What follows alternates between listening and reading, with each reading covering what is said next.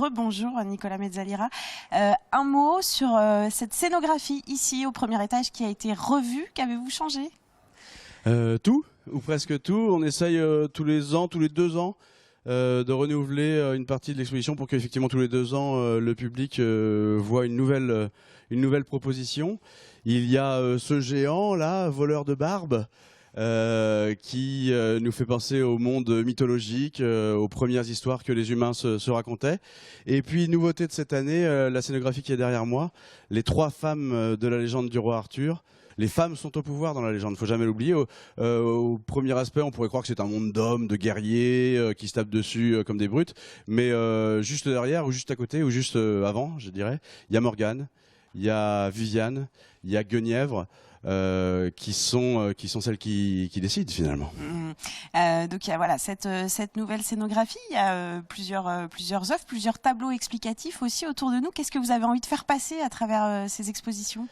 Alors oui, l'idée, il y a toujours une 50aine d'œuvres d'art originales qui tournent dans le château, des sculptures, des peintures, des dessins, de la bande dessinée, de l'illustration. L'idée, c'est de montrer aussi qu'il y a une création vivante de qualité autour de tout ça. Et puis au rez-de-chaussée, cette exposition de l'année dernière autour des épées, des armes. Oui, les armes, mais plutôt dans un sens symbolique. On l'a appelé l'âme de légende, comme l'âme des légendes, comme l'âme d'une épée en forge. C'est autour d'Excalibur, des variations autour d'Excalibur. Comment cette épée de pouvoir va être ce fil de l'histoire.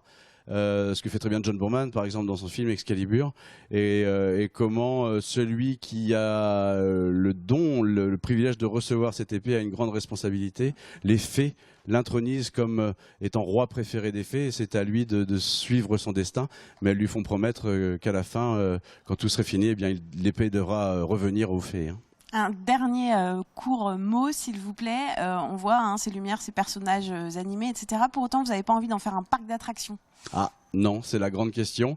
Alors effectivement, on essaye de tenir une ligne peu évidente mais qui existe entre le tout ésotérique, touchez ma bosse monseigneur, genre Glastonbury, quoi, qui est une tentation très rapide de tout mélanger et de prendre un peu les gens pour les imbéciles. Et puis à côté de ça, ne pas verser non plus dans le tout commercial, Merlin Pimpin, l'épée dans la pierre et chapeau pointu. En tout cas, on essaye modestement, et ça n'est pas que moi, c'est toute cette association depuis 30 ans et Claudine Hervé-Glo qui l'ont fondée, qui essaye d'avoir une exigence intellectuelle et artistique autour de ces légendes, ce qui n'empêche pas, ce qui n'évacue ni la magie ni le plaisir, parce que vous voyez bien, c'est quand même très ludique. Regardez les enfants. Enfin, voilà, on peut aussi essayer de parler intelligemment aux gens quand on parle de Merlin, d'Arthur, des fées et de Brocéliande. Merci beaucoup Nicolas Mezzalira. On peut venir ici au centre arthurien pendant les vacances tous les jours de 10h à 19h. Merci beaucoup.